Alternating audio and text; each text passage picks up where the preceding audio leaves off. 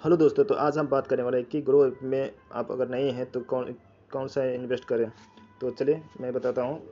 सबसे पहले आप ग्रो ऐप में जब जाएंगे तो आपको बहुत सारे इन्वेस्ट करने का ऑप्शन मिलेगा। एक है इंट्राडे, फिर शेयर आप खरीद सकते हैं या बेच सकते हैं। खरीद सकते हैं, शेयर के थ्रू आप इन्वेस्ट कर सकते हैं, या फिर आप, लेकिन आप समझ सकते हैं कि अगर अगर आप डेली इंट्राडे करना चाहते हैं तो इसमें थोड़ा रिस्क है, और शेयर में भी रिस्क है, लेकिन डेली इंट्राडे से थोड़ा कम है। लेकिन आप शेयर में किसी भी कंपनी को आप खरीद या बेच कर आप इन्वेस्ट कर सकते हैं, और ये निफ्टी 50 है, बैंक निफ्टी, इन सब में आप डेली का इंट्राडे कर सकते हैं। तो अगर आप नहीं हैं तो मैं आपको ये सुझाव नहीं दूंगा कि आप लोग इंट्राडे या शेयर में इन्वेस्ट करें। आपको अगर सेफ पैसा रखना है, सेव करना है अपने पैसे को, और आप नहीं है, बिगिनर है, आपको समझ नहीं है ज़्यादा, तो आपको कुछ नहीं करना है। आप जो है म्यूचुअल फंड में इन्वेस्ट कर सकते हैं।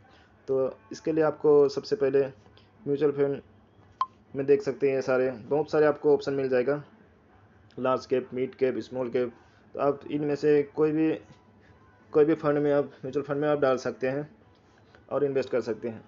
लार्ज कैप लार्ज कैप वो कंपनी आती है दोस्तों जिसमें बड़े बड़े कंपनी होते हैं, इंडिया के टॉप कंपनी आती है। और मिड कैप ये मध्यम वर्ग होती है। ये नाम से ही पता चल रहा है कि ये लार्ज कैप से थोड़े छोटे मध्यम वर्ग है, और उससे कम वाला है, सबसे छोटे कंपनी है जिसमें कंपनी आते हैं जो है स्मॉल कैप। इसमें छोटे कंपनी आते हैं देश के, जो कि नए नए शुरू कर रहे हैं, या अभी जिनका मिड कैप से वो छोटे कंपनी सबसे छोटे हैं।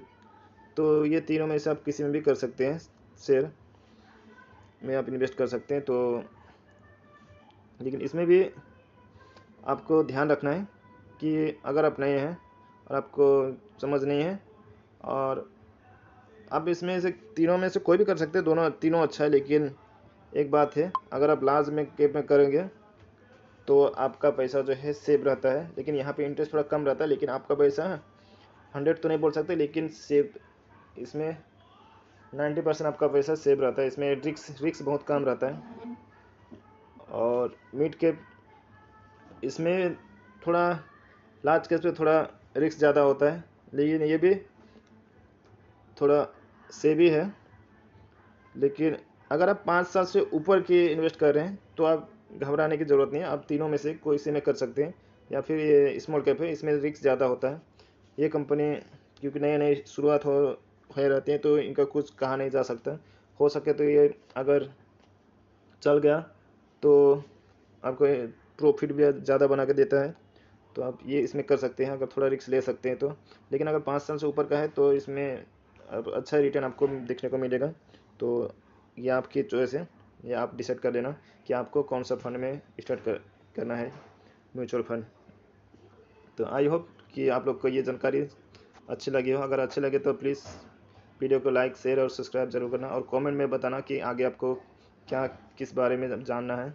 तो मैं कोशिश करूँगी कि आपको सही जानकारी आपके पास पहुँचाऊँगा। तो धन्यवाद, आज के लिए इतने ही। मिलते हैं नेक्स्ट वीडियो में। तब तक के लिए जय हिंद, जय भारत।